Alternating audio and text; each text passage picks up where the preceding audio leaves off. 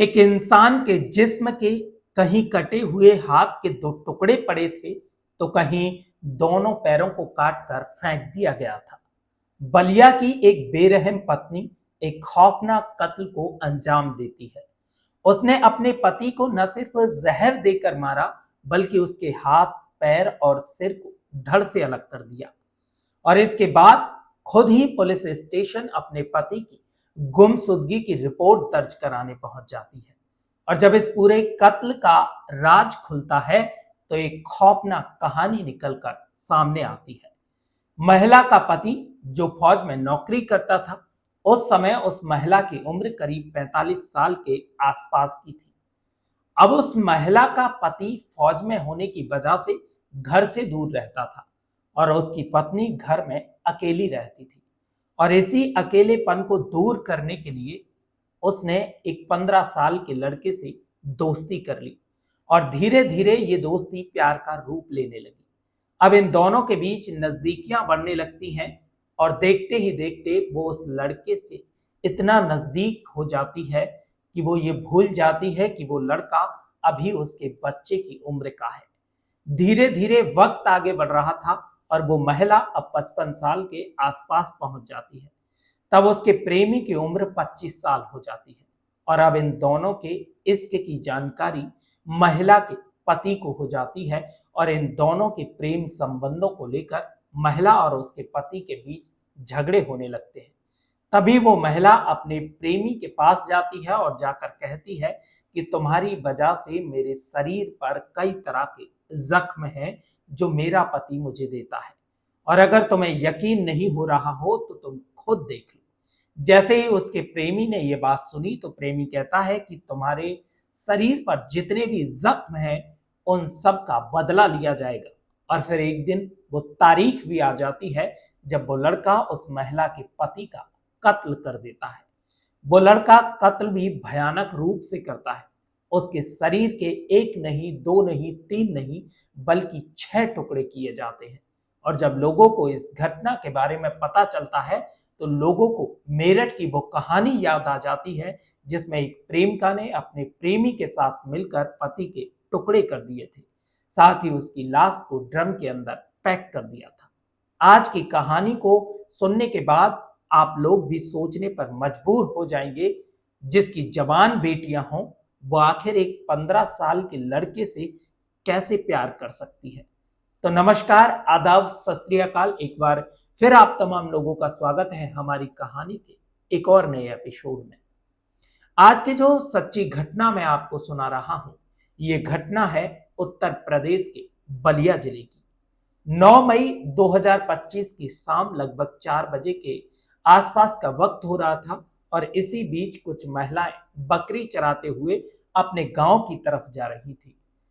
तो इन्हीं महिलाओं में से एक महिला की नजर कुछ पॉलिथीन के पैकेट पर पड़ती है। आमतौर पर रास्ते में कचरे के पॉलिथीन भी पड़े रहते हैं, लेकिन ये पॉलिथीन के 5 पैकेट होते हैं जो कुछ अलग दिखाई दे रहे थे।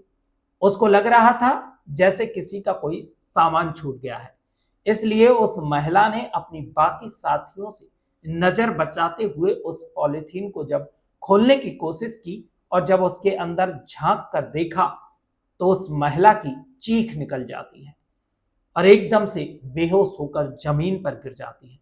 जैसे ही वो जमीन पर गिरती है, तो बाकी की महिलाएं उसकी चीख सुनने के बाद मौके पर पहुंच जाती हैं। दरअसल उस पॉलिथीन के अंदर एक इंसान का सर रखा हुआ था और बाकी जो पॉलिथीन के पैकेट थे उनमें किसी में हाथ तो किसी में पैर रखे हुए थे।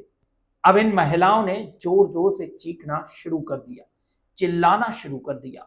अब जो लोग खेतों पर काम कर रहे थे, वो लोग भी इन महिलाओं के पास पहुंच जाते हैं और फिर धीरे धीरे ये खबर आसपास के गांव तक पहुंच जाती है। इस खबर को सुनने के बाद आसपास के लोग भी मौके पर आ जाते हैं और ये लोग पुलिस को सूचना देते हैं। अब पुलिस भी मौके पर पहुंच जाती है। पुलिस ने देखा कि पॉलिथीन के 5 पैकेट के अंदर 5 टुकड़े रखे हुए हैं, इंसान का सर, 2 हाथ और 2 पैर। लेकिन अब सवाल खड़ा हो रहा था कि आखिर ये टुकड़े किसके थे और क्यों इस इंसान का इतनी बेरहमी से कत्ल किया गया और कत्ल करने के बाद यहां इन टुकड़ों को किसने फेंका। और इन सवालों का जवाब न केवल पुलिस जानना चाहती थी, बल्कि हर वो इंसान जानना चाहता था जो इस घटनाक्रम को देख रहा था। अब पुलिस इन सवालों के जवाब तलाशना शुरू कर देती है। पुलिस ने कई एंगल पर जांच करना शुरू किया और जब पुलिस को ये लाश मिली, उसके अगले ही दिन बलिया नगर कोतवाली की रहने वाली एक लड़की अपनी मां के साथ सीधा थाने पहुंच जाती है और जाकर कहती है कि साहब, मेरे पिता, जिनकी उम्र लगभग 62 साल के आसपास है, उनका नाम देवेंद्र कुमार है, वो घर से गायब है। उन्हें हर जगह तलाश कर लिया गया है, लेकिन उनका कहीं पता नहीं चल रहा है। आप मेरे पिता को ढूंढने में मेरी मदद कर दीजिए। वो लड़की रोते हुए अपने पिता के बारे में जब बात कर रही थी, तभी पुलिस ने इस मामले में गुमशुदगी दर्ज कर ली और गुमशुदगी दर्ज करने के बाद हर थाने में ये सूचना पहुंचा दी गई। 9 मई को जैसे ही पुलिस के पास ये सूचना सर्कुलेट की जाती है, तभी सिकंदरपुर से फोन पहुंचता है कि एक लाश के 5 टुकड़े मिले हैं। छठवां हिस्सा उसका कहां है पता नहीं। आप एक बार इस लड़की से पता करने की कोशिश करो, हो सकता है कि ये लाश उसके पिता की हो। पुलिस ने उस लड़की से संपर्क किया तो लड़की ने साफ साफ बोल दिया कि ये तो मेरे पिता ही हैं। लेकिन हत्या क्यों की है, किसने की है, इस बारे में उस लड़की को कोई जानकारी नहीं थी। हालांकि एक क्लू उस लड़की ने जरूर दिया था और जैसे ही पुलिस को ये क्लू मिलता है तो पुलिस सक्रिय हो जाती है और सक्रिय होने के बाद इस लड़की की मां के पास पहुंच जाती है। मां का नाम माया देवी था। आखिरकार पुलिस ने माया देवी को हिरासत में ले लिया और माया देवी से पूछताछ करने लगी। तो माया देवी पुलिस के सवालों के जवाब न दे सकी। इसके बाद पुलिस ने सीडीआर निकलवाई, कॉल डिटेल्स को खंगाला। महिला ने बताया था कि वो बक्सर गया था, जबकि लोकेशन के हिसाब से पता चल रहा था कि वो अपने घर से कहीं बाहर गया ही नहीं था। उसके मोबाइल की कोई मूवमेंट नहीं थी। तब पुलिस ने इस महिला से थोड़ा सख्ती से जब बातचीत करना शुरू किया तो उसके बाद कुछ चौंकाने वाली बात सामने आती है।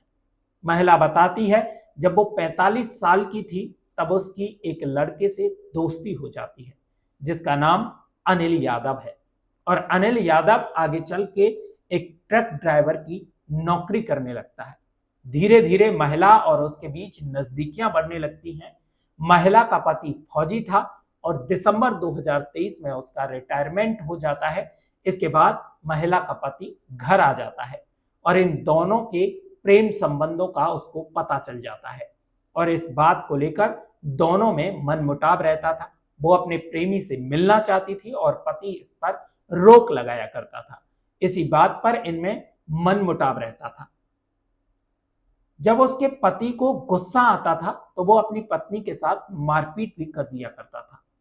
इस तरह से वक्त भी आगे बढ़ रहा था और ये लोग भी कत्ल करने की प्लानिंग करने लगते हैं और फिर तारीख भी तय कर लेते हैं और 9 मई 2025 की शाम लगभग 4 बजे के आसपास अनिल यादव अपनी प्रेमिका और अपने दोस्तों के साथ मिलकर देवेंद्र की हत्या कर देते हैं और उसके शरीर को 6 टुकड़ों में काट दिया जाता है।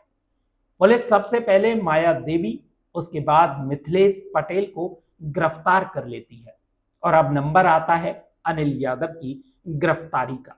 पुलिस को सूचना मिलती है कि अनिल यादव अपने साथी सतीश यादव के साथ इधर उधर भागने की फिराक में है। पुलिस ने तत्काल ही उसको गिरफ्तार करने की कोशिश की। उसने पुलिस को देखते ही गोली चलाना शुरू कर दिया और पुलिस की तरफ से भी मुठभेड़ होती है और मुठभेड़ में वो घायल हो जाते हैं। पुलिस उन्हें गिरफ्तार कर लेती है और गिरफ्तार करने के बाद आखिरकार इन चारों को जेल भेज दिया जाता है। लेकिन जब ये बात बच्चों को पता चली तो उनका रो रो कर बुरा हाल हो जाता है। वो सोचने पर मजबूर हो जाते हैं और वो अपनी माँ से थाने में जाकर बस एक ही बात कर रहे थे, माँ ये सब तुमने क्या किया, तुमने पिताजी को क्यों मार दिया, केवल उनकी हत्या कर दी, बल्कि तुमने हमारे सपनों को भी मार दिया है।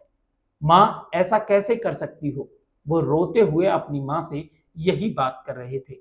इस पूरे घटनाक्रम को सुनाने का उद्देश्य किसी को परेशान करना नहीं है, किसी का दिल दुखाना नहीं है, बल्कि आपको जागरूक करना है, आपको सचेत करना है। तो सतर्क रहें, सुरक्षित रहें, अपना और अपनों का ख्याल रखें। मिलते हैं एक और सच्ची घटना के साथ। हमारे साथ जुड़े रहने के लिए चैनल को सब्सक्राइब जरूर करें।